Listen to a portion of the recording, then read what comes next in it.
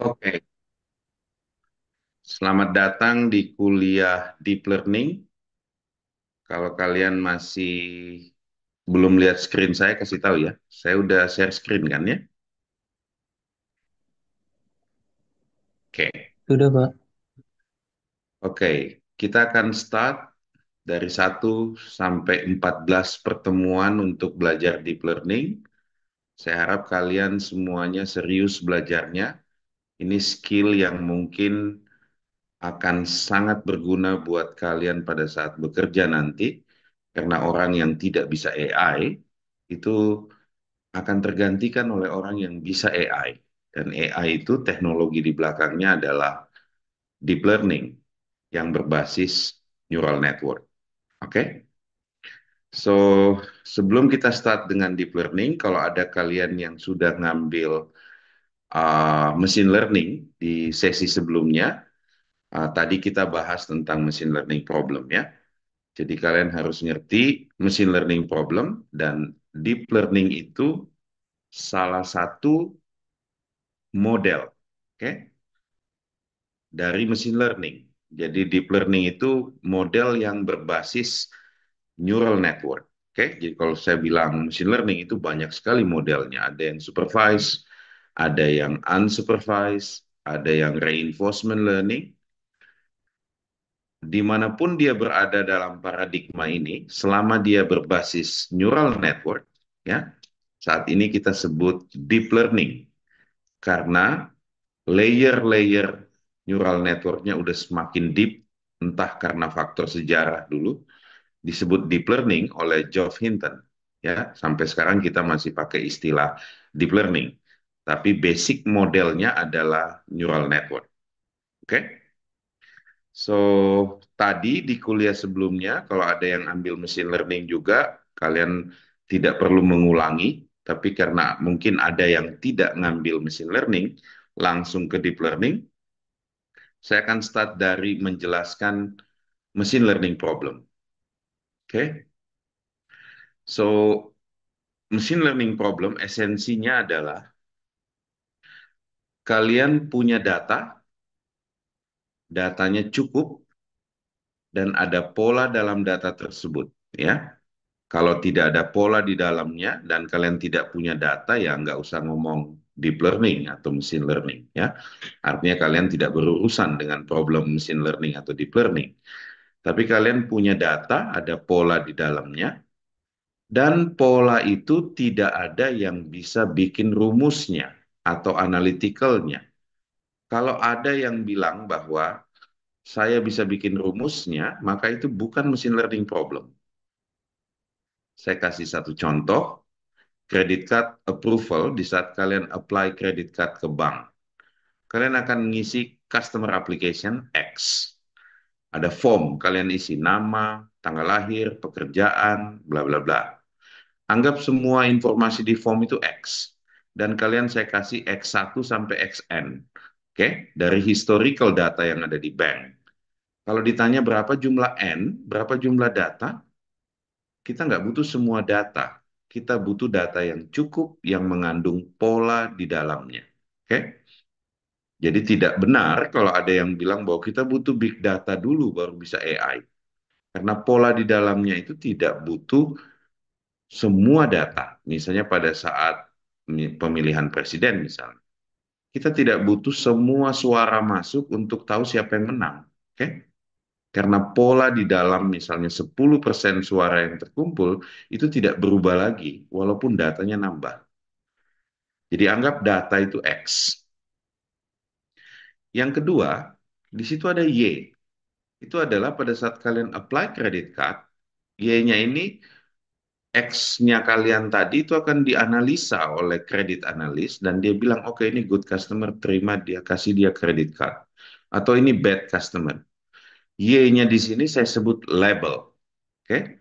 Kalau Y-nya categorical, kayak good or bad, itu kita sebut classification problem, karena saya kalau ada data baru, maka saya bilang bahwa saya pengen classify ini good or bad, gitu ya. Tapi kalau Y-nya di situ nanti misalnya nilainya continuous value, Maka itu kita sebut regression problem, bahwa kalau saya kasih data X yang baru, dia akan kasih keluar nilai Y yang continuous value. Itu kita sebut regression. Oke? So, di dalam machine learning, kita sebut ada satu fungsi yang memetakan X ke Y. Oke? Fungsi itu kita nggak tahu, nggak akan ada orang yang tahu, dan tetap tidak akan ada orang yang tahu ya.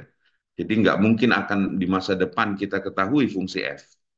Oke, jadi dia tidak diketahui dan tidak akan diketahui. Oke, yang kita punya data historical X, Y, pasangan X, Y sebanyak N.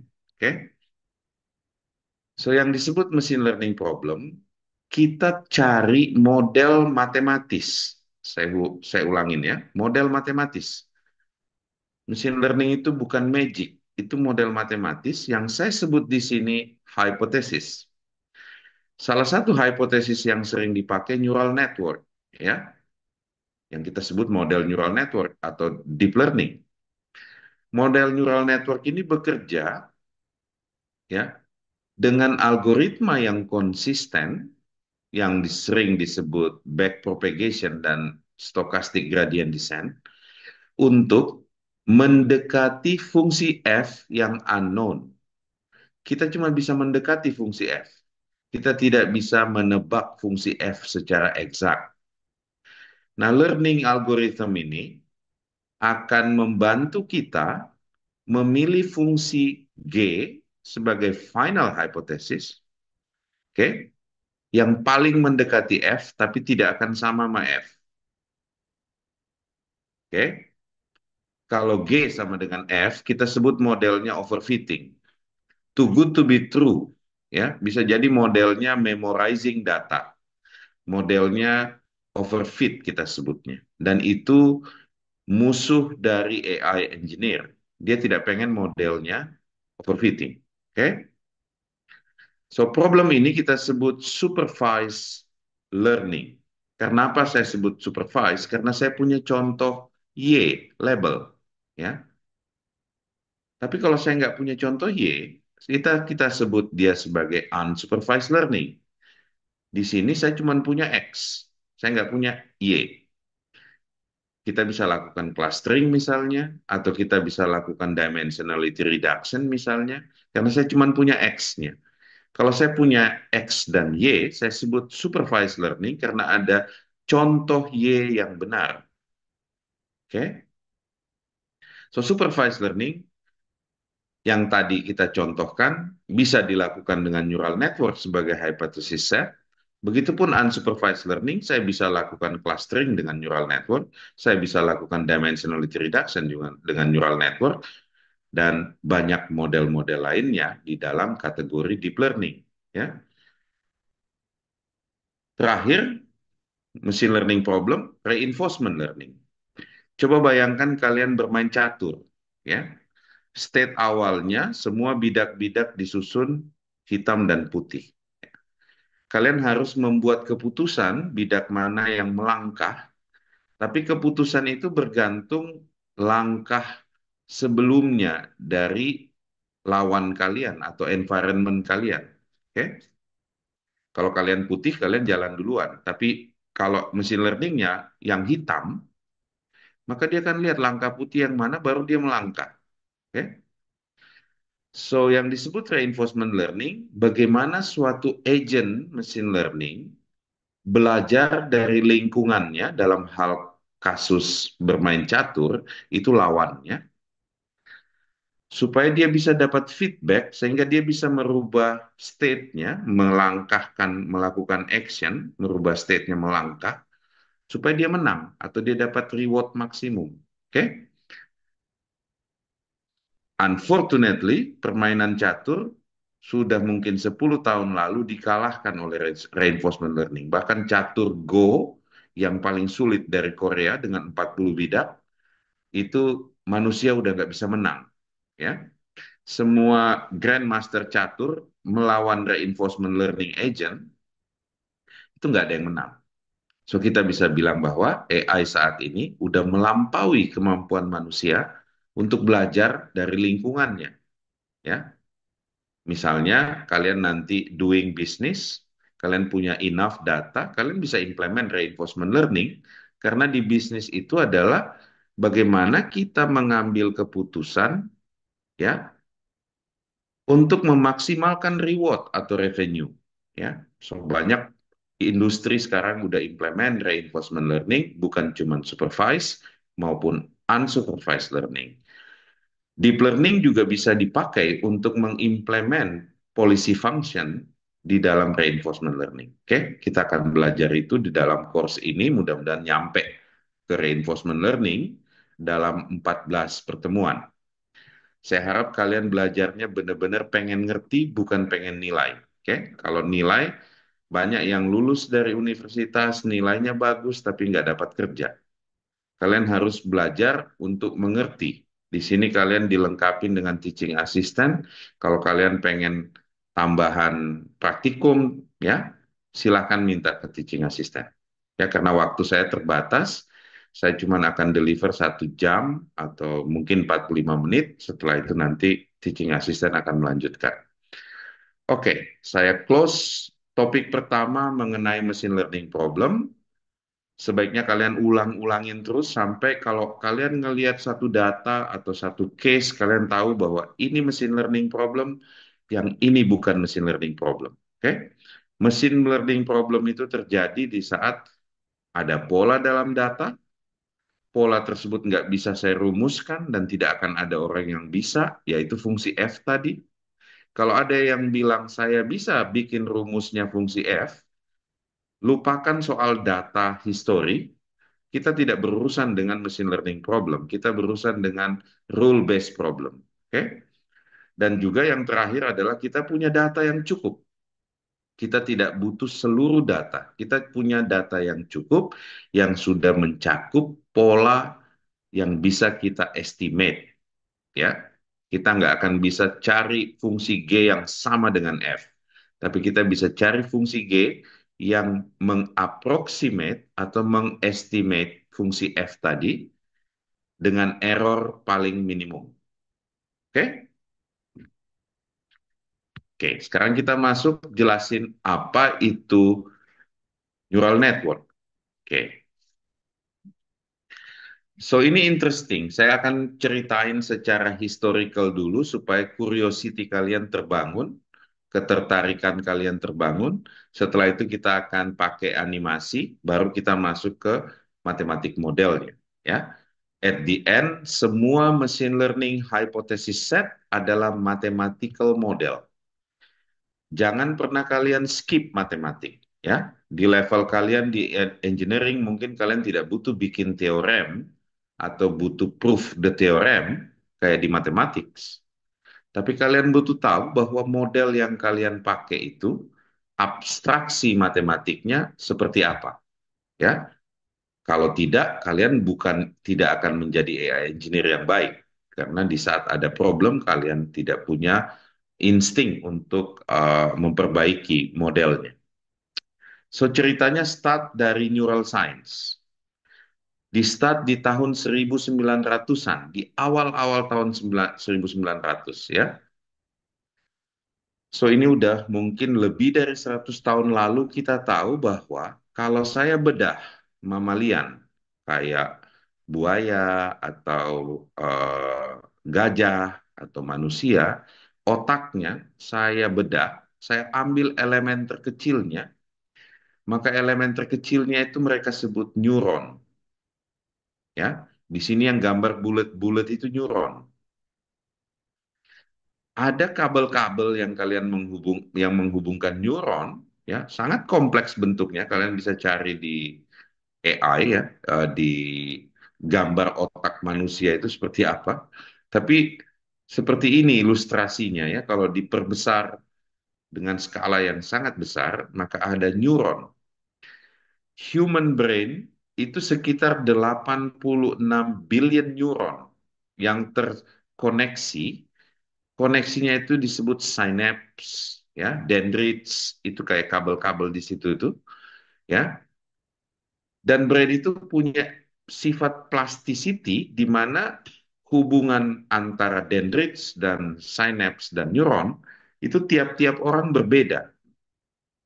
Kalau misalnya kalian baca satu buku, kalian pergi tidur, besok paginya struktur dari brain, bagaimana neuron kalian dan neuron-neuronnya terhubung, itu akan berubah. Jadi kalian basically habis course ini, kalian tidur, besok pagi kalian different person. Oke? Karena neuronnya, sambungan dendritsnya itu akan berbeda di saat kalian belajar sesuatu yang baru. Informasi ini sudah kita ketahui tahun 1900. Oke? Dan ini yang membuat banyak sekali mathematician, biologis, fisikis, ya, orang-orang fisika, matematik, biologi, mencoba mencari bahwa bisa nggak saya bikin brain tapi mesin, oke? Bukan biological brain.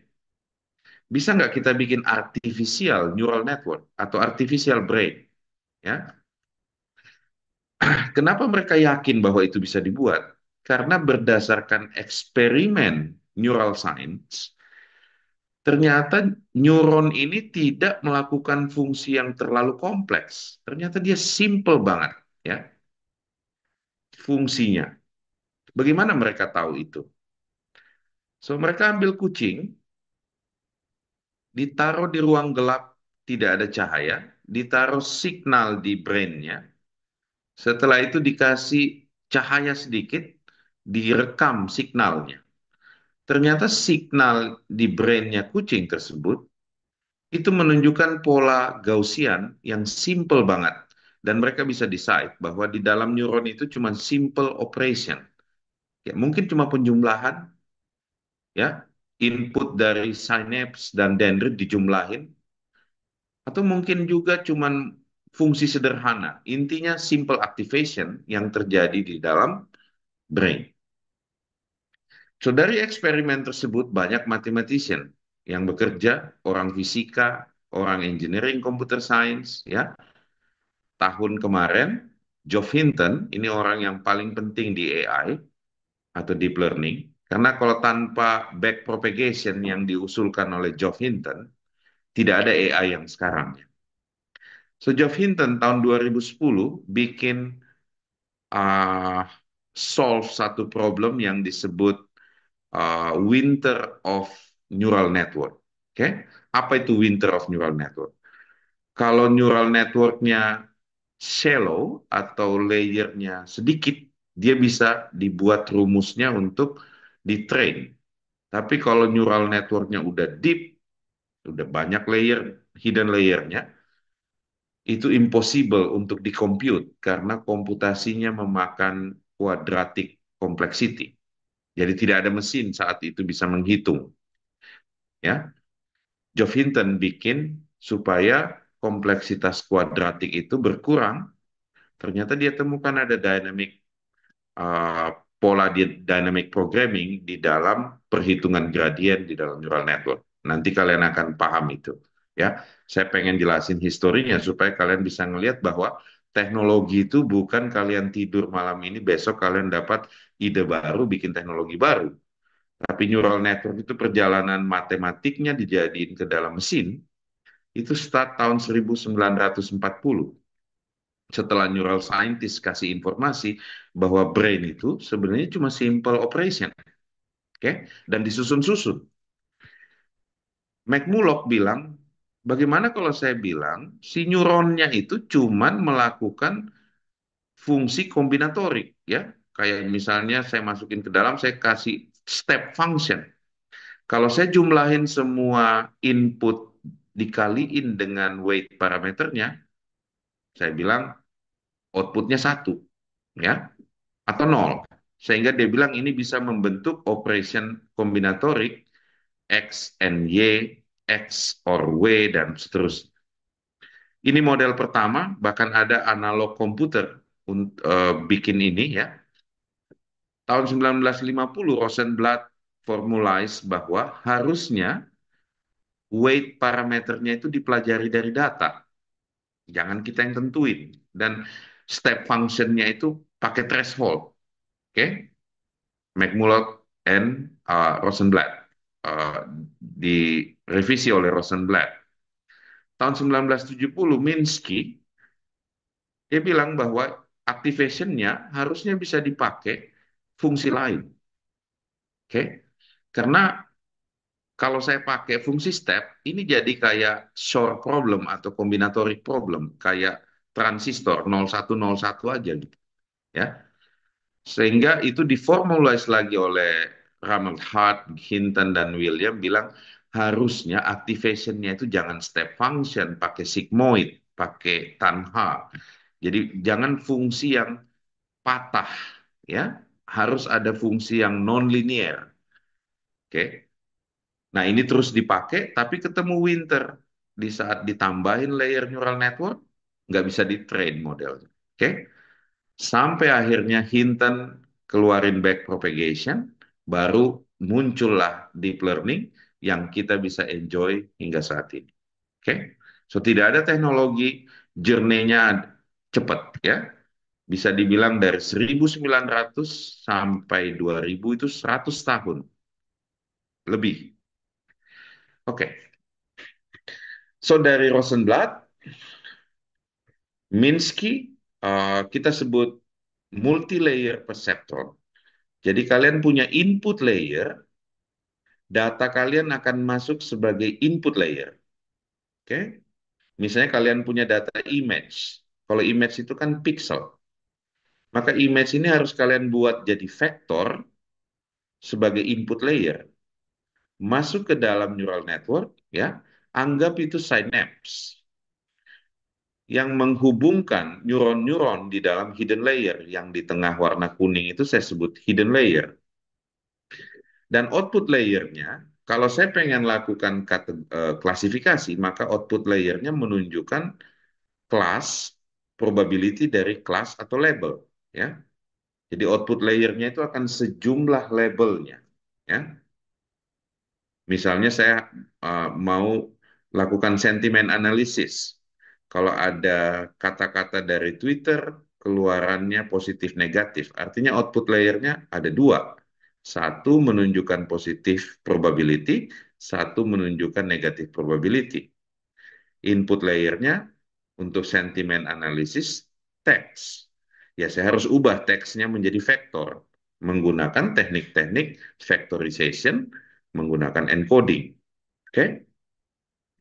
Zaman dulu orang bikin neural network persis seperti gambar ini pakai analog, ya, pakai transistor. Dia hubungkan synapse-nya itu seperti kabel-kabel semraut yang kalian lihat di situ. Oke, sekarang orang udah melakukannya di software stack, ya, udah bukan pakai hardware stack seperti ini. So backpropagation sangat berpengaruh terhadap suksesnya neural network. Tanpa backpropagation dari Hinton, kita tidak bisa menambah jumlah neuron di tengah. Karena nggak mungkin di training, ya, nggak mungkin dicari weight parameter value-nya. Hinton membuat itu mungkin, maka beliau dapat Nobel Prize dari Physics tahun 2024 kemarin. Hinton bisa dibilang yang membuat semua teknologi ini possible karena adanya backpropagation yang kita pakai hingga saat ini. Apakah nggak ada teori-teori lain? Banyak mathematician yang bikin teori kayak VC dimension, Vapnik and Sabinovsky, dan banyak teori-teori di matematik. Kalian perlu ingat bahwa neural network ini mathematical model, bukan mistis, ya, bukan biological. Ini masih mathematical model. Faktor lain yang membuat deep learning menjadi possible adalah GPU. Anggap semua di neural network inputnya vektor, tengahnya itu kumpulan vektor. Ingat yang garis-garis kabel-kabel itu kita sebut weight parameter.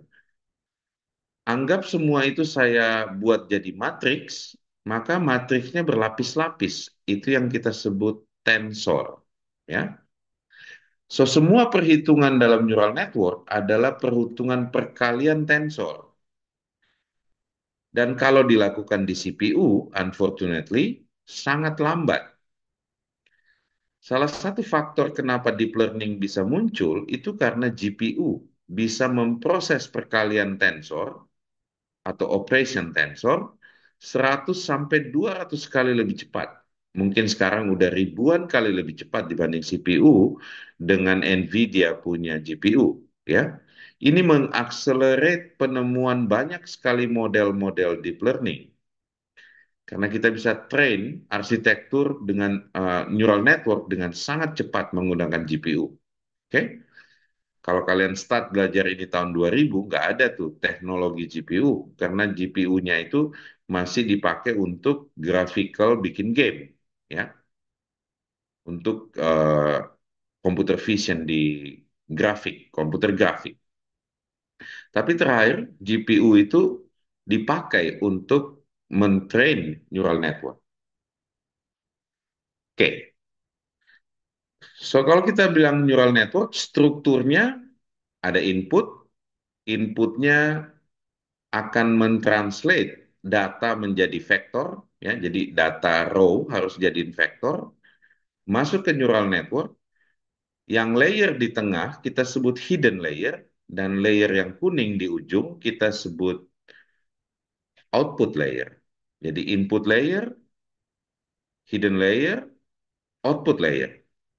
Ada nilai parameter-parameter yang menghubungkan setiap neuron dari input ke hidden layer ke output, garis-garis kabel-kabel yang kalian lihat di sini, itu kita sebut weight parameter. Bentuknya tensor, karena dia berlapis-lapis. Oke? Oke. So, sekarang, kalau neural network-nya berbentuk feed forward, maksudnya masuk dari sebelah kiri keluar ke depan, itu kita sebut feed forward neural network, sering disebut multi-layer perceptron. Karena perseptron ini karena sejarah ya, waktu Minsky bikin perseptron learning algorithm, entah kenapa sampai sekarang kita bilang multi-layer perceptron ya. Tapi ada juga yang bilang feed forward neural network, ada juga yang bilang deep neural network ya. Itu cuman istilah. Jangan sampai kalian menghafal, nggak ada gunanya menghafal. AI saat ini menghafal lebih baik dari seluruh manusia digabungin mungkin. Jadi nggak ada gunanya belajar dengan cara menghafal, ya. So outputnya kalau kita lakukan klasifikasi adalah sejumlah label yang kita punya. Kalau kita lakukan regresi, ya misalnya ngeluarin satu single value di ujungnya, ya kita cuma butuh satu neuron, oke? Jadi logic ini harus kalian miliki dulu bagaimana basic structure dari artificial neural network. Seandainya kita harus proses image, ya, arsitektur yang tepat kita sebut convolution neural network. Ini yang temukan adalah chief scientist di Meta, namanya Profesor Yan LeCun. Hinton dan Yan LeCun saat ini masih ada. Mereka sering dikenal dengan Godfather of AI. Ya, satu nemukan backpropagation, satu nemukan convolution neural network. Kita akan belajar convolution neural network di pertemuan berikutnya. Untuk saat ini hanya introduction, bahwa kalau saya masukkan image langsung sebagai input layer, hasilnya jelek. Convolution neural network adalah layer automatic features extraction, supaya kalau saya masukin image ke neural network, diekstrak dulu the most important features yang akan masuk ke dalam multi-layer perceptron di ujungnya.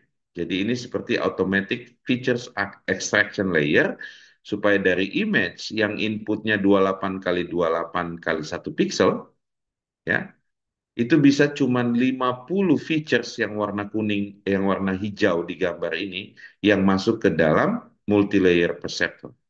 Oke, nanti akan ada pertemuan tentang ini. Bagaimana kalau kita mau train NLP, teks, ya?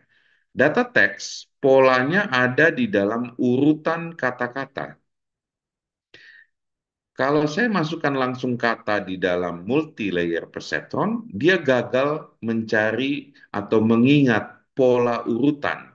Ya, urutannya itu bisa panjang ke belakang polanya. Misalnya kalian baca buku dalam satu paragraf, Kalau kalian utak-atik susunan katanya, arti dari paragraf itu akan berubah total. Jadi model machine learning-nya atau deep learning-nya itu perlu mengingat pola sekuensial. So, model convolution neural net, kalau kita pakai untuk spatial data image, bagus ya hasilnya. Tapi kalau saya kasih data teks, dia tidak bisa melihat sequential pattern. Model state of the art klasik untuk ini kita sebut recurrent neural network.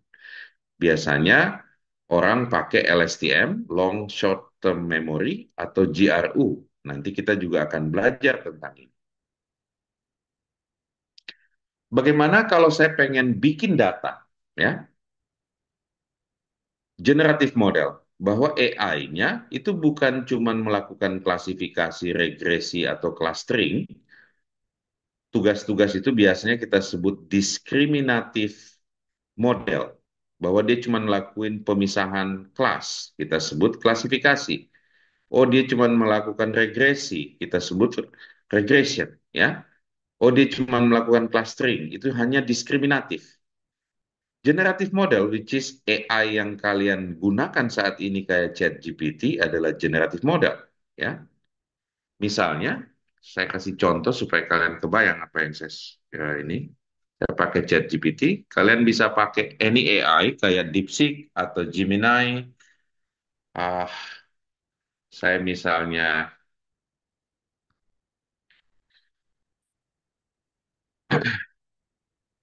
draw an image of students at Telkom University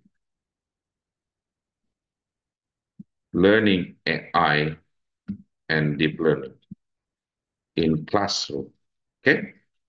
So AI-nya bukan cuma diskriminatif, tapi dia bisa generate data baru yang tidak ada di dalam dataset.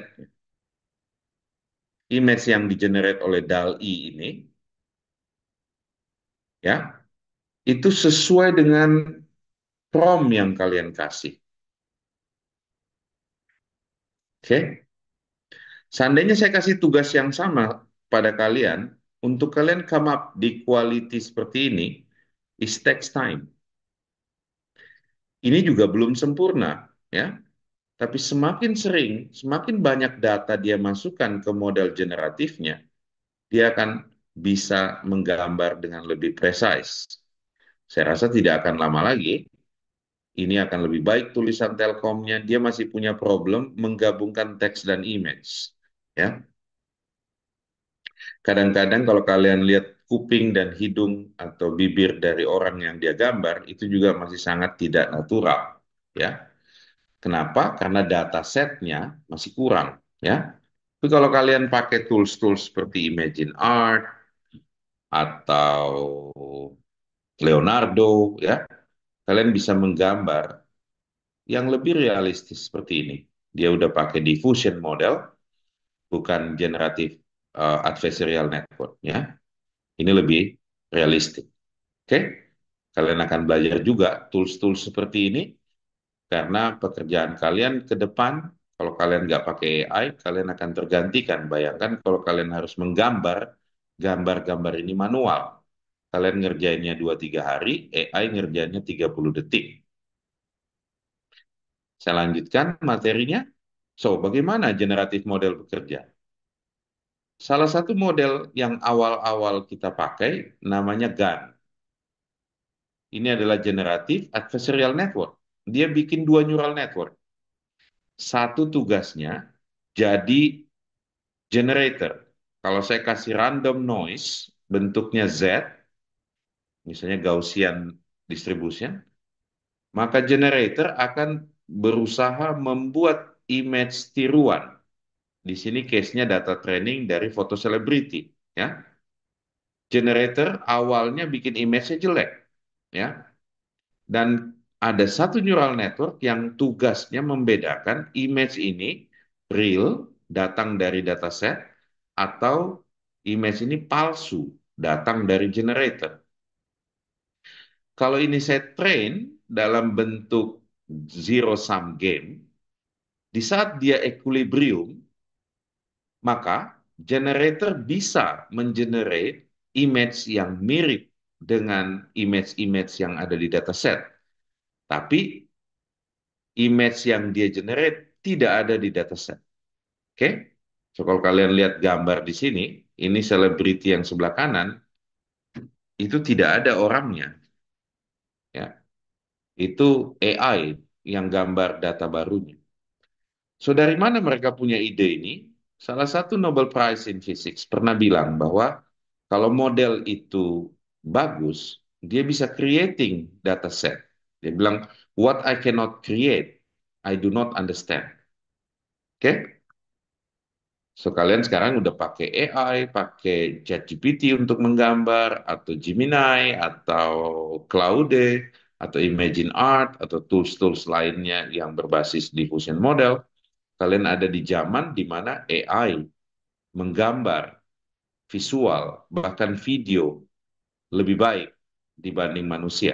Bahkan coba kalian lihat ini video joget-joget di atas bulan astronotnya, ya. Bagaimana coba kalian bikin kalau pakai manusia? Kita harus kirim ke bulan dulu untuk dia joget-joget di sana. Oke,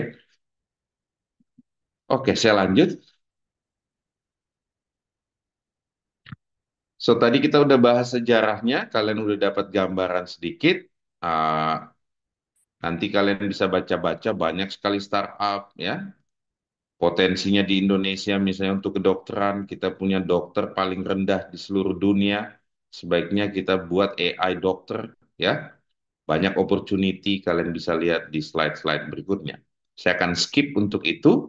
Saya akan langsung lompat untuk belajar neural network dan nanti teaching assistant akan introduce tools ya.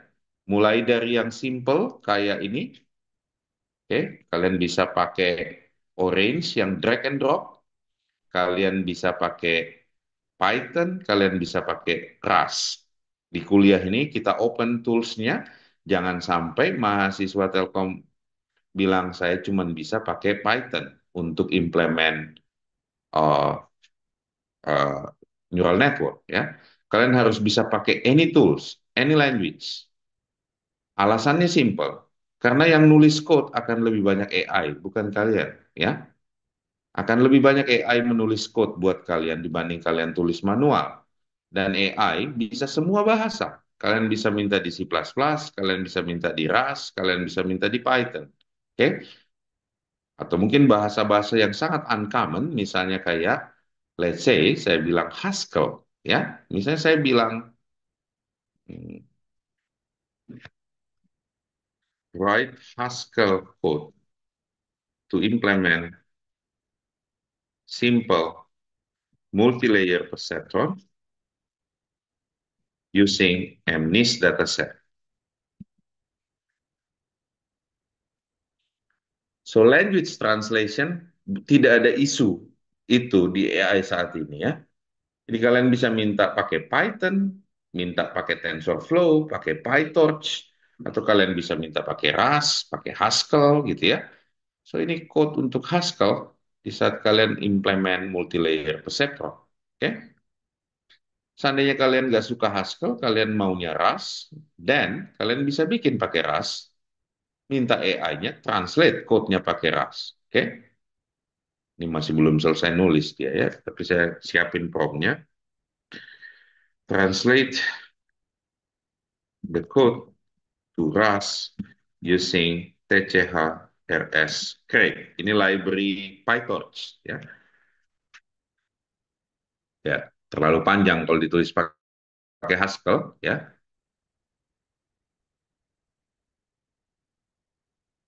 Nanti kalian akan paham apa yang bagaimana bikin multilayer perceptron.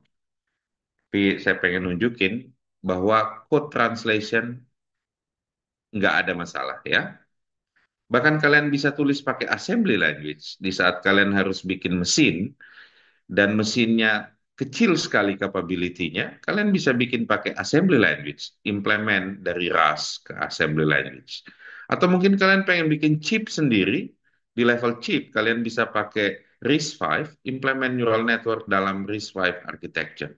Opportunity-nya besar sekali ya, jadi jangan limit yourself dengan bilang I can only do Python.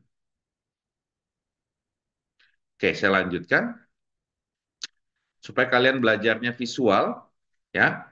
Kita di kuliah ini akan pakai buku DLVR, ini yang pakai RAS, ya. Selain itu, kalian juga bisa pakai D2L yang suka Python dan PyTorch, ya. Kita tidak akan bahas TensorFlow, sama aja, ya. Fokus aja ke satu library, misalnya PyTorch. Mungkin ada yang suka pakai TensorFlow, silakan. Tapi di kuliah ini kita akan pakai PyTorch. Kalau versi RAS-nya TCHRS, ya. C++-nya juga bisa, ada C++ PyTorch. Begitupun dengan TensorFlow. TensorFlow adalah C++ base code, ya, tapi dibuat Python binding. Jadi bahasa bukan isu. Jangan sampai kalian ngeblok bahwa saya AI engineer yang bisa Python doang, ya. Itu nggak acceptable. Anything kalian bisa implement with any language. Oke, saya lanjutkan. Sekarang kita akan belajar. Silakan buka tools-nya, Playground. Di akhir course ini, pertemuan pertama, teaching assistant akan bantu kalian bikin neural network pertama kalian, pakai Orange, dan pakai Python, dan pakai RAS. Oke, kita start dengan tools interaktif, supaya kalian bisa paham, sehingga nanti kalau teaching assistant jelaskan pakai Orange dan Python dan Rust, kalian bisa ngikutin. Oke? Oke, kita start dari data. Coba lihat data yang dikasih di sini. Ini data dalam dua dimensi. Anggap sumbu X-nya X1, sumbu Y-nya X2. Oke? Dia punya dua label. Oke? Kita bisa pilih classification problem atau regression problem. Kalau regression problem, dia menebak continuous value. Kalau classification, dia menebak kira-kira ini labelnya biru atau kuning. Oke, dia melakukan klasifikasi dari categorical label. Dua dimensi, artinya vektornya cuma dua, ya, X1 dan X2 nilainya. So, saya kasih kalian data dan ada tes data yang masih dipakai untuk tes, ya. Kalian bisa atur di dalam neural network. Misalnya saya cuma mau training 70%, 30% saya hide, nanti ini jadi testing data. Oke? Jadi yang saya pakai untuk train itu hanya 70%. Supaya realistik, saya kasih noise. Kalian bisa kasih level noise, karena data di real world itu pasti noisy. Nggak bisa kalian bilang data itu bersih dari noise. Ya, kalau ada data yang bersih dari noise, itu artinya data itu di-generate oleh komputer, bukan the real world data. Oke? So batch size ini kalau saya set satu, maka datanya masuk satu-satu. Misalnya satu data masuk ke neural network. Oke, tapi kalau saya bilang batch size-nya 10, maka satu batch 10 data dia masukkan ke dalam. Oke, kalian harus understand datanya dulu. Kalian bisa regenerate datanya. Oke, oke. Kita pakai pola yang sederhana dulu, data yang pertama ini, ya. Saya susun neural network-nya. Tadi kalian belajar bahwa input layer itu sesuai data. Karena datanya cuma dua dimensi, saya masukin dulu X1, X2. Hidden layer, itu saya bisa desain banyak layer. Oke? Atau saya cuma start dulu satu. Terus output layer, karena ini cuma ada dua label, maka dia satu output neuron menunjukkan warna biru, satu menunjukkan probabilitas warna kuning. Oke? Tadi saya juga udah singgung bahwa activation kita pakai yang sederhana dulu, linear activation. Ya, activation ini waktu data masuk ke satu neuron ini yang hidden layer, apa yang dia lakukan di sini? Oh, dia lakukan fungsi linear activation. Oke, kita coba model ini. Saya run. Dia masukkan semua data per batch untuk mempelajari nilai weight parameter di sini. Jadi nilai weight parameter di sini akan dipelajari dari data. Oke? Karena ini masih supervised learning, dia bandingkan tebakan neural network dengan real label dan dia sebut itu training loss. Lihat, training loss-nya nol.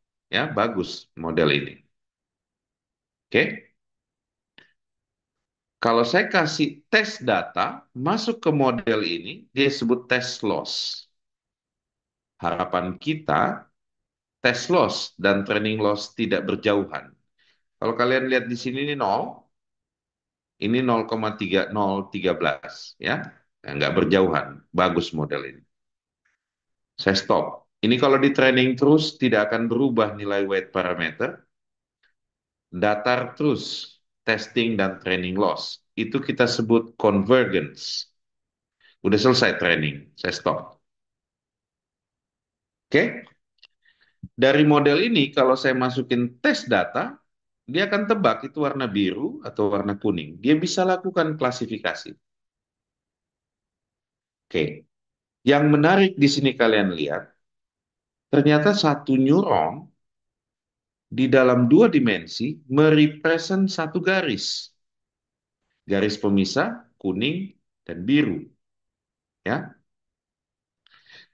Kalau model yang sama saya ganti datanya seperti ini, saya running modelnya, sampai kapanpun tidak akan convergence model ini.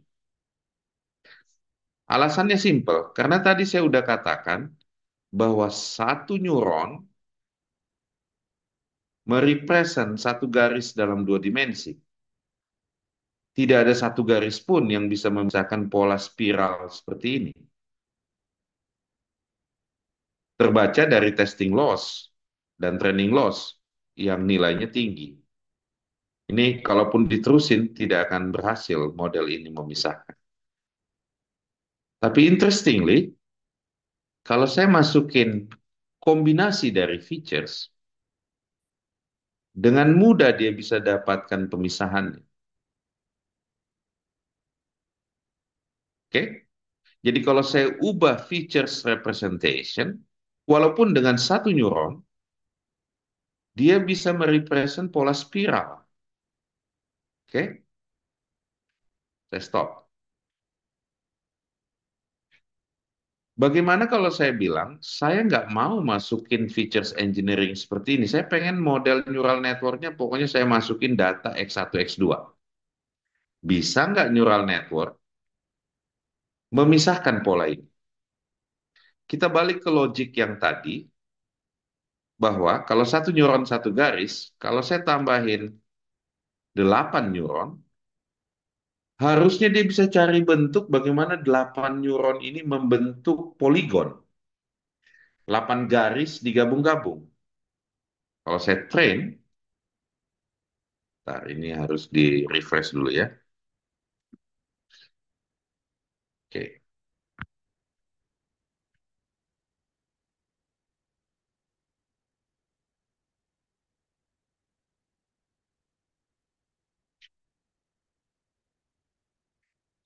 harusnya dia bisa bikin poligon.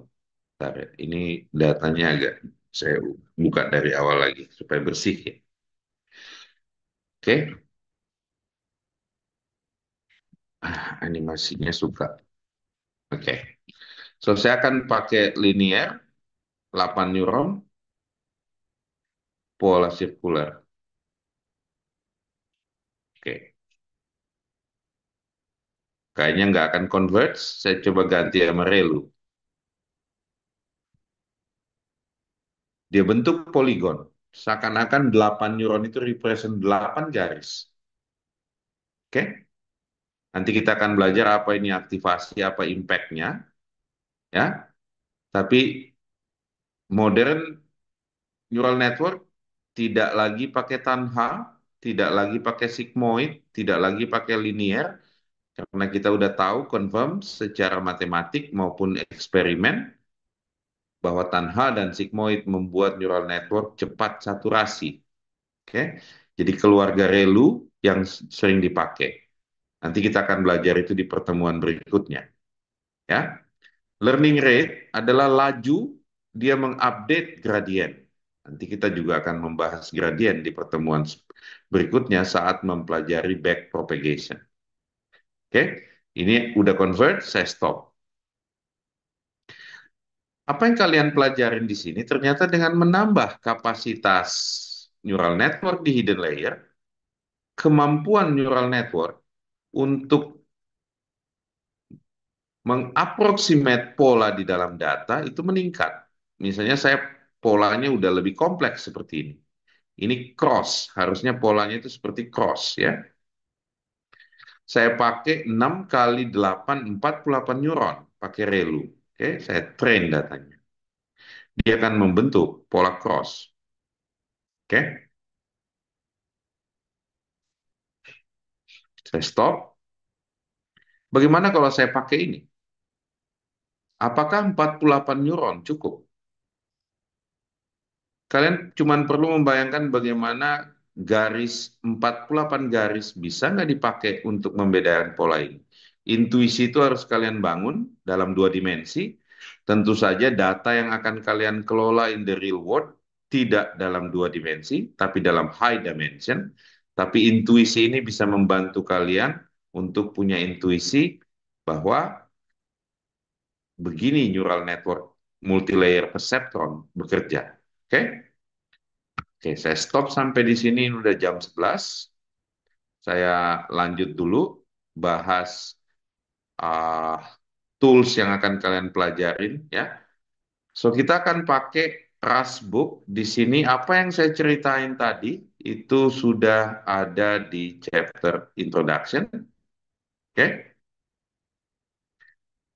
Oke, yang masuk ke neural network pasti vektor atau tensor ya. Jadi kalau datanya image harus di vectorize atau di tensorize. Oke. Di dalam tensor tersebut ada pola, baik itu image maupun NLP, deep learning akan mencari pola tersebut. Oke. Ini contoh untuk image. Kalau image-nya saya jadiin vektor, ada pola spasial di dalam vektor tersebut yang membedakan ini cat atau ini dog. Oke. Yang disebut neural network bisa saya anggap sebagai satu function approximation F. Kalau saya kasih masuk data X yang baru ke F, dia akan bilang itu cat atau itu dog. Oke, proses kita transform data pasti ada dari raw data kita encode jadi vektor, kita lakukan pattern recognition, kita extract features-nya, ini proses yang common. Tadi saya jelaskan ke kalian bahwa satu neuron dalam dua dimensi represent satu garis. Insight ini udah diketahui oleh Rosenblatt tahun 1958. Oke, nanti kalian bisa lihat bahwa satu perseptron itu bisa merepresent satu garis. Bagaimana kalau multi perseptron? Dia multi garis, ya. Di sini kalian bisa reproduce perceptron learning algorithm, ya. Kita akan bahas minggu depan tentang perceptron learning algorithm. Ini karena pertemuan pertama hanya pemanasan, ya. Ini code-nya di Rust, kalian easily copy code ini. Misalnya saya copy, saya masukin ke GPT atau DeepSeek, misalnya bilang, convert the following code to Python, okay, using PyTorch framework. Paste code. Kalian ada di masa di mana AI menulis code lebih cepat, menghafal code lebih cepat, jadi kalian tidak perlu menghafal, kalian perlu memahami. Ya, kalau kalian belajarnya masih menghafal, udah pasti kalian kalah sama AI ini. Oke, dia translate code-nya ke Python. Jadi jangan lagi berdebat bahwa Python is better than Rust, atau Rust is better than Python, atau C++ is better than Rust. Itu irrelevant. Ya, di masa AI itu irrelevant. Kita akan pakai C++ di saat kita butuhkan low level. Kita akan pakai Rust di saat kita butuhkan low level high performance. Kita akan pakai Python untuk bikin code prototype dengan cepat ya. Jadi jawabannya you can use any language. Oke. Okay? Untuk tools lainnya kalian bisa pakai neural network model yang ada di sini ya. Pelajarin apa itu evaluation teknik dan lain-lain dengan teaching assistant. Di sini cuma dikasih model sederhana yaitu neural network sederhana ya. Jadi mungkin karena keterbatasan dari uh, visual, dan di sini kalian harus nentuin jumlah hidden layer-nya, aktivasinya Relu, solvernya Adam, ini belum saya bahas. Minggu depan kita akan bahas ya. Oke, jadi hari ini getting start with Rust, Python, dan Orange nanti akan dibantu oleh kakak kelas kalian, teaching assistant kalian, mereka yang build buku ini, DLVR, ya. Selain DLVR, juga ada buku MLVR, ini untuk machine learning, buat kalian yang belajar machine learning. Oke, juga ada buku RLVR, ini buat kalian kalau mau belajar reinforcement learning. Juga ada buku LMVR, kalau kalian pengen belajar language model, bikin kayak GPT, bikin kayak DeepSeek, ya. So, kalian harus baca buku ini dulu, baru belajar untuk get source code dari DeepSeek, kalian bisa bikin model seperti GPT dan DeepSeek. Oke, saya close course-nya sampai saat ini. Minggu depan kita start 10.30 sampai jam 12, ya. 1,5 jam, setengahnya untuk teori, setengahnya untuk praktek. Tadi ada sedikit kesalahan logistik, mohon dimaafkan, tapi nanti rekamannya akan diupload ke YouTube. Kalian harus lihat di YouTube Machine Learning Indonesia. Saya baru lihat tadi nih bagus juga ya, udah 2.000. Oke, so ini official uh, channel untuk teaching yang di maintain oleh teaching assistant. Setiap kali course kita akan update di sini rekamannya, ya. Tapi tidak berarti kalian tidak usah datang ke dalam kelas, ya. Saya sebenarnya personally tidak peduli kalian masuk ke kelas apa enggak, karena saya waktu kuliah nggak pernah masuk ke kelas, ya. Kenapa? Karena saya sibuk baca di rumah, ya. Tapi kalau kalian masuk ke kelas dan bukan sibuk baca atau sibuk belajar sendiri, ya kalian nggak dapat apa-apa dari course ini, ya. Sebaiknya kalian sebagai mahasiswa yang sudah dewasa, tentukan sendiri, kalian butuh masuk kelas atau cukup dengan baca buku, praktek sendiri, itu udah cukup. Oke?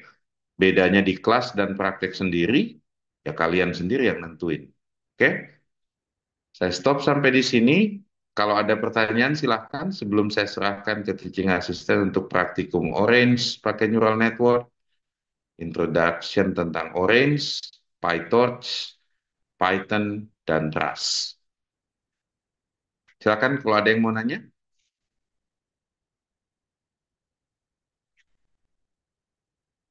Oke, kalau nggak ada silakan Dava di guide teman-temannya pakai Orange, Python, dan Rust ya. Hello World. Baik, Pak.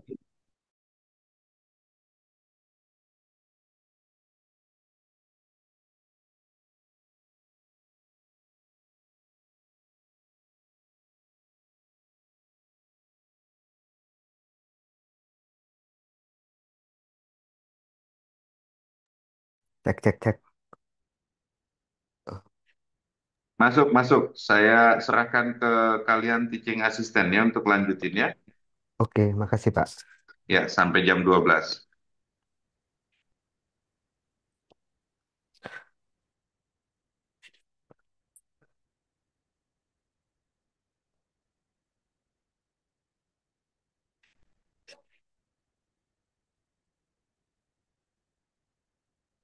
Halo, halo. Ini mau lanjutin jelasin yang tadi di kelas machine learning. Mungkin beberapa yang belum join juga. Jadi first thing first, kalian ini ada daftar absen mahasiswa, kalian isi semuanya, terutama yang paling penting di repo GitHub ini nanti semua tugas kuis orange apapun kalian input di sini, and then jadi kalian buat satu repository untuk machine learning sendiri, deep learning sendiri. Kalau kalian ambil keduanya, kalau ambil salah satu ya buat salah satu aja. Lalu di dalam repo itu kalian buat folder lagi dari week 1 sampai 16. Jadi tiap tugasnya kalian kelompokkan setiap weeknya. And then nanti itu untuk tugasnya ada yang build model. Jadi kami berikan dataset. Yang kedua itu reproduce dari buku ataupun dari video di YouTube. Nah, kalau biasanya yang reproduce itu kalian berkelompok, tapi nah setiap setiap anggota ini tetap tetap ada reponya. Jadi caranya di ketua grupnya itu build repo, lalu anggotanya langsung aja reponya di fork ini, diambil reponya, terus kalian bisa edit sendiri, terus lalu ajuin pull request untuk penggabungan editing dari tiap anggotanya itu di new pull. Terus mas yang punya repo masternya itu dia kalau di repository yang di pull request itu nggak ada bentrok ataupun problem, tinggal di confirm merge. Nah, jadi dia langsung ke update sendiri.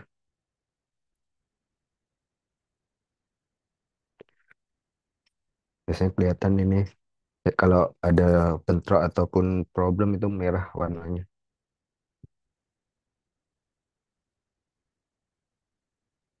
Nah, pull request successfully merge. Jadi tiap anggota bakalan punya di repositorinya per anggota GitHub itu ada muncul gitu. Kenapa kok harus pakai merge PR gitu? Jadi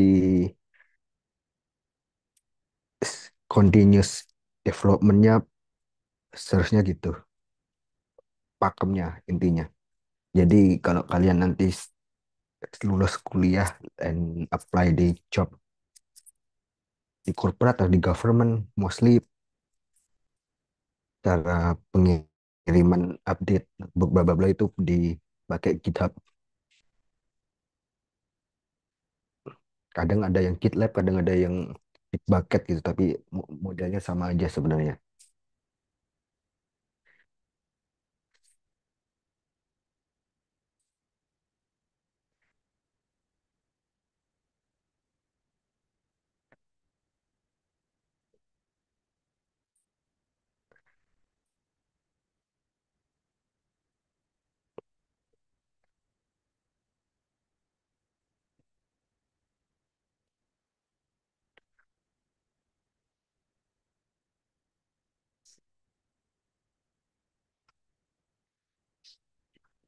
Nanti mungkin reproduce tugas dari code di book itu mungkin pakai buku Orile Introduction Machine Learning ini ataupun hands-on ini yang Scikit-learn TensorFlow. Mungkin kalian perlu ubah code-nya dari TensorFlow ke PyTorch ataupun langsung ini aja nih langsung pakai PyTorch sih. Kalau belajar teoretikalnya tadi udah dijelasin pakai buku di Alfiar ini.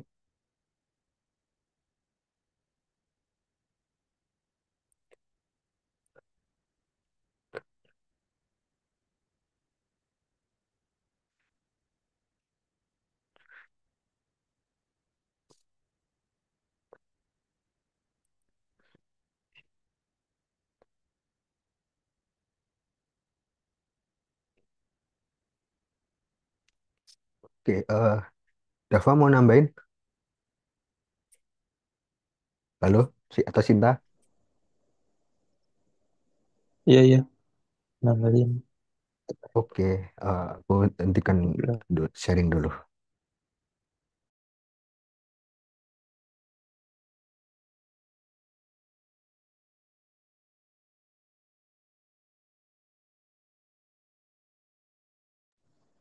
Oke, tunggu sebentar ya.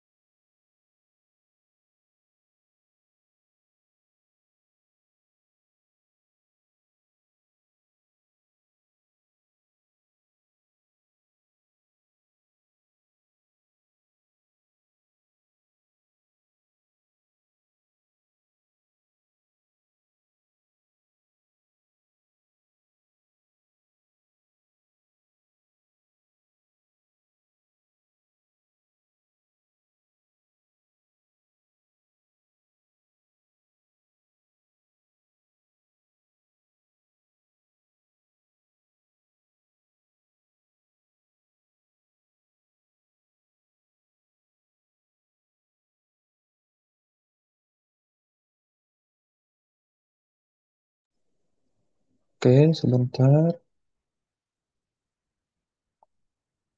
Nah, untuk tadi, untuk yang praktik orange-nya, kalian bisa langsung lihat videonya di YouTube-nya Machine Learning Indonesia tadi. Ini untuk link videonya, kelas Machine Learning pertemuan week 1 di hari ini. Untuk sesi praktiknya aku mau praktik menggunakan Google Colab dengan deep learning.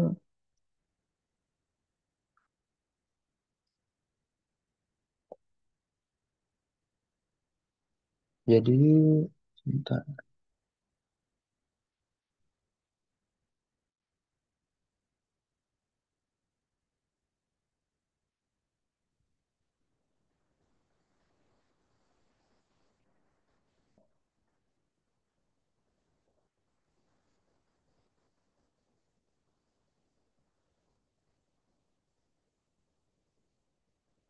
Nah, udah kelihatan ya.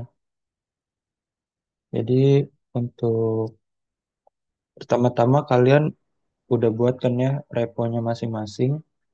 Repo kita untuk deep learning class.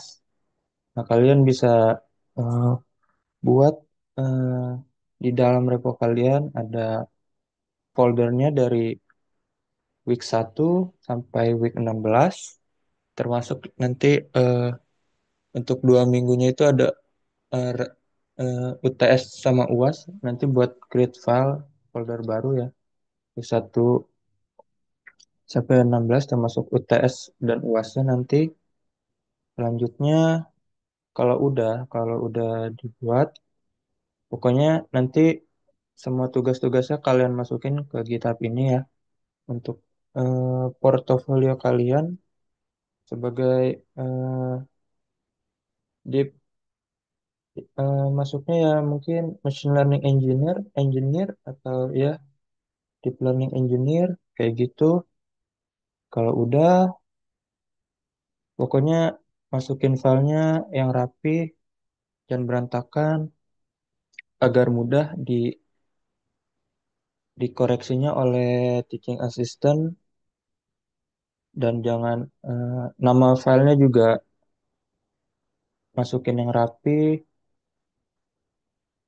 seperti itu. Kemudian aku udah buat ini ya, eh, Google Colab untuk praktiknya. Ini bisa aku share ke kalian.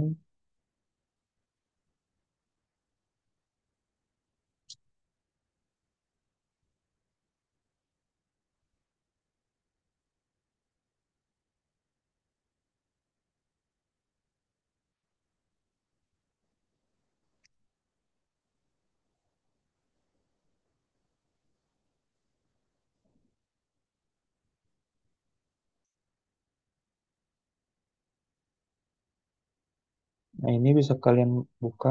Jadi untuk minggu pertama ini kita praktik Introduction to Deep Learning using PyTorch and TensorFlow. Nah, eh, PyTorch itu cocok buat eksperimen, juga lebih fleksibel dan juga intuitif. Sedangkan TensorFlow itu banyak dipakai di industri karena stabil dan siap untuk diproduksi. Nah, untuk PyTorch sendiri itu merupakan framework buat deep learning yang yang banyak dipakai oleh para peneliti dan juga developer. Nah, kenapa banyak dipakai? Karena lebih intuitif dan juga cocok untuk eksperimen cepat karena sintaksnya mirip dengan bahasa pemrograman Python biasa. Ibaratnya itu kayak kita belajar sepeda manual. Kita bisa ngegoesnya dengan mudah, tapi eh, harus paham cara gimana sepedanya itu tetap seimbang dan juga kita ngegoesnya eh, tetap ngegoes gitu supaya agar berjalan terus. Nah, sedangkan TensorFlow itu kayak sepeda listrik. Itu lebih otomatis dan juga cepat. Tapi kurangnya ya lebih tapi kurangnya itu kurang fleksibel untuk eksperimennya. Nah, pertama-tama langkah yang harus dilakukan itu kalian harus instalasi PyTorch-nya dengan perintah pip install torch vision. Nah, torch ini untuk library utama dari PyTorch. Dan kalau untuk torch vision-nya itu dipakai untuk manipulasi data gambar. Walaupun untuk contoh sekarang ini kita nggak pakai dulu data gambarnya. Setelah ini diinstal, nih nanti kalian tunggu aja install. Cuma 2 menit ya nih ketika dijalanin. Setelah itu step kedua, kalian import library yang dibutuhkan. Nah, ada import torch, library utama dari PyTorch, lalu ada torch.nn, snn ini tuh untuk bikin neural networknya. Lalu ada Optim. Ini modul ini untuk mengoptimalkan model supaya makin pintar ketika kita menjalankan pelatihannya. Next, ada step yang ketiga, bikin model neural network sederhana. Nah, ini untuk code-nya. Nah, pertama itu ada NN linear dalam kurung 2,4 yaitu kita menerima dua input fitur dan diproses oleh 4 neuron di hidden layer. Lalu ada NN linear 4,1 yaitu dari 4 neuron hasil akhirnya nanti ada satu output. Karena kita mau klasifikasi biner 0 atau 1. Lalu ada torch ReLU ini untuk aktivasi ReLU, ReLU function supaya model lebih cepat belajar. Kemudian ada sigmoid activation untuk membuat output antara 0 sampai 1. Nah, coba kita running ulang lagi.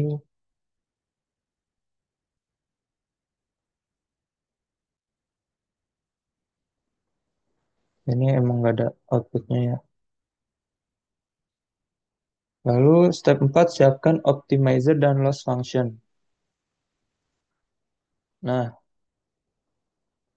binary cross entropy loss digunakan karena output kita itu biner antara 0 atau 1 tadi. Kemudian ada optim.sgd. Ini stochastic gradient descent. Ini untuk metode membuat update bobot model supaya lebih pintar.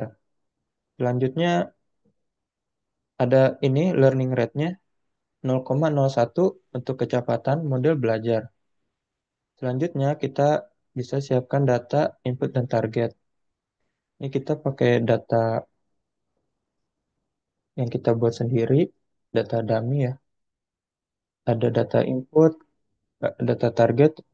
Nah, untuk yang X ini inputnya terdiri dari kombinasi angka 0 dan 1. Sedangkan Y itu label target, hasil yang kita harapkan dari inputnya.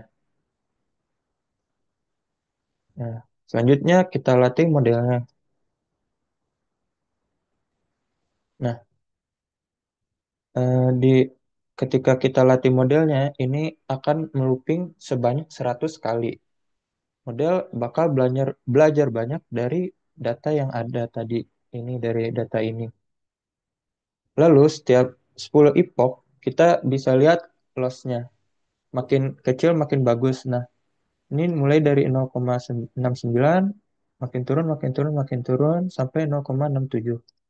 Lalu ada muncul output PyTorch model training complete. Nah, ini udah selesai tandanya. Setelah itu nah setelah itu ini untuk melatih model dengan PyTorch sudah selesai ya.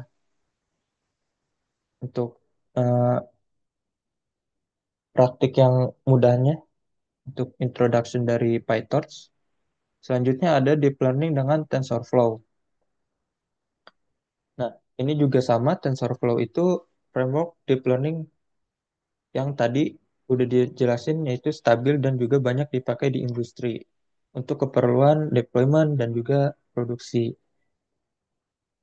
Oke, pertama-tama sama kita bisa install TensorFlow-nya terlebih dahulu menggunakan pip install TensorFlow. Nah, nanti kalian running aja, ntar bakal berjalan. Ini udah berarti tandanya requirement already satisfied. Sudah berhasil diinstal. Next-nya kita eh, bisa import library yang dibutuhkan. Nah, ini pertama ada hmm, sequential dipakai buat bikin model berurutan, kemudian ada dense, layer fully connected, lalu ada SGD untuk optimizer update bobot model.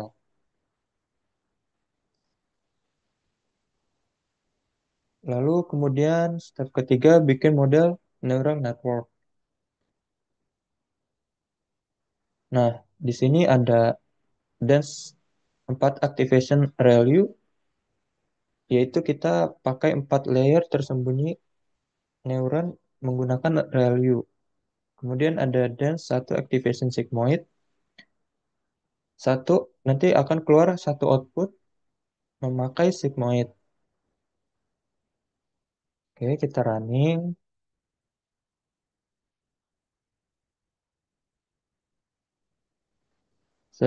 Setelah itu kompilasi modelnya.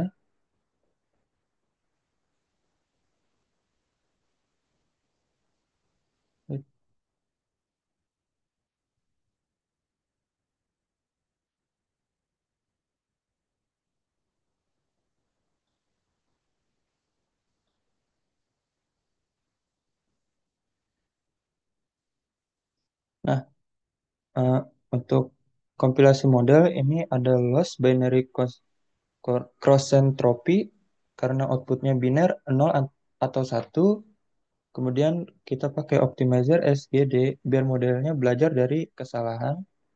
Kemudian ada matrix. Nah, nanti matriksnya akurasi buat melihat seberapa akurat modelnya. Next, kita siapin datanya. Datanya data angka tadi, bukan pakai data gambar, karena ini masih introduction, pengenalan. Nah, cuma bedanya di sini kita pakai TF konstan.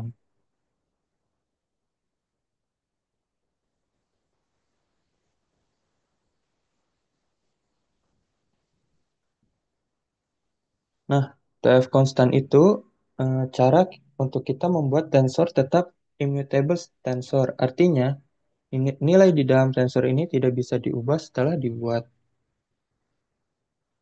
Oke, kalau udah, kita bisa langsung latih modelnya. Oke, bisa kalian tunggu selama beberapa menit.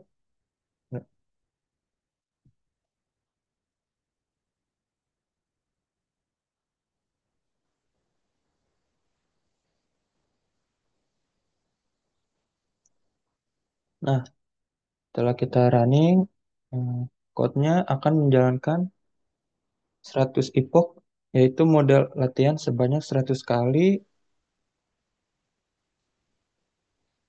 Dan ini bisa dilihat ya akurasinya. Ya, akurasinya berubah tadinya 100%, karena tiba-tiba berubah. Dan loss-nya juga sama kayak tadi, makin ke bawah makin menurun. Dan didapat hasil akhirnya segini. Ya, sekitar 0,50 akurasinya, atau 50%, dan loss-nya 0,70. 09, nggak apa-apa. Ini karena kita baru permulaan belajar. Untuk nextnya bisa kita eh, perbaiki lagi untuk akurasinya agar model dianggap bisa mengenali data dengan baik. Nah, kalau kalian udah buat ini file IPYNB di Google Colab-nya, bisa kalian save, langsung save a copy in GitHub. Nah, bisa kalian masukin ke sini repo yang udah kalian buat, deep learning class atau yang lain. Oke, nanti kalian klik OK aja.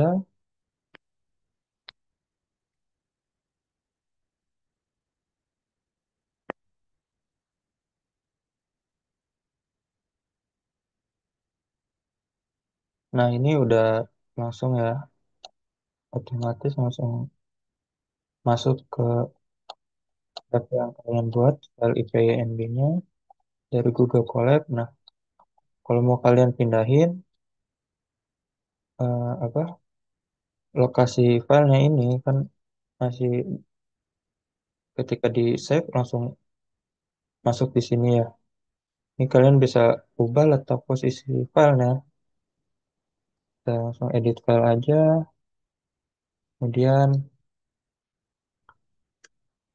eh, folder deep learning, atau ini aja week 1, tugas Google Google Colab, dan langsung commit. Ini bisa kalian tambahin deskripsinya nanti.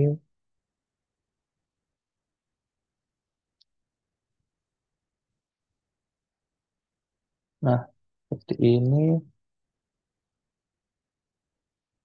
ya, ini jadi rapi, mudah di ininya juga diperiksanya nanti oleh TA ketika menilai tugas tugas kalian seperti itu. Nanti untuk tugasnya nanti akan diumumkan ya segera di grup kelas, dan record kelas untuk hari ini nanti juga akan diupload ke YouTube-nya Machine Learning Indonesia. Sebelumnya ada yang mau ditanyain dulu nggak? Ini jangan lupa juga diisi ya data diri kalian dari email, nomor WA, lalu link reponya. Pastiin reponya kalian public ya, jangan di private. Karena nanti di private, pas kita mau cek, mau koreksi, eh, reponya nggak bisa dilihat gitu, cuma kalian aja yang bisa ngelihatnya. Kayak gitu paling yang aku kasih tahu.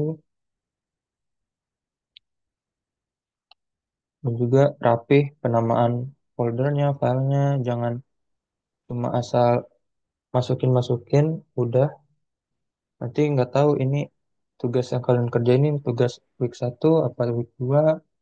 Dan juga oh ya pastiin juga ngerjainnya tepat waktu, karena di GitHub akan tercatat waktunya kalian ketika kalian apa namanya ngumpulin tugasnya ke GitHub, ini ada tercatat waktunya. Soal ini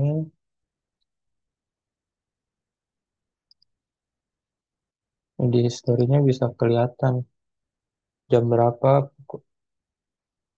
tanggal berapa, pukul berapa, dan untuk deadline-nya sekitar 2 minggu. Jadi jangan diundur-undur kerjainnya, usahain ya kerjain secepatnya, jangan di akhir-akhir deadline baru dikerjain, dan di mepet-mepet deadline pokoknya deh, pokoknya kayak gitu. Dan ya usahain ya tiap minggu kalian tetap masuk kelasnya, jangan hanya apa namanya jangan hanya cuma ngerjain tugas-tugasnya atau ngerjain tugas UTS UAS tapi kelasnya jarang masuk itu. Sayang, nanti kalian udah ambil kelas ini, nanti ketika udah selesai di akhir semester pas udah nilainya keluar, yang kalian dapetin ilmunya nggak ada gitu. Pokoknya dimaksimalin untuk semester ini ya, supaya nilai kalian juga bagus, karena kan eh, apa tuh namanya nilainya itu yang sekarang tentang nilainya kan A itu harus di atas 85. Jadi kalau kalian di bawah 85 atau 84,99 itu tetap masuknya AB. Kayak gitu sih yang mau aku sampaikan ke kalian, supaya kalian komitmen untuk menyelesaikan mata kuliahnya baik di sini dan juga mata kuliah di yang lain yang kalian ambil saat ini di semester genap ini. Mungkin kalau nggak ada yang ditanyain, bisa aku akhiri karena kelas waktunya juga udah habis. Kalau kalian ada apa-apa bisa langsung tanya di grup ya. Oke, sekian. Terima kasih yang udah hadir untuk kelas hari ini. Mohon maaf kalau ada kekurangan dalam penyampaian materi hari ini. Terima kasih. Wassalamualaikum warahmatullahi wabarakatuh. Waalaikumsalam warahmatullahi wabarakatuh.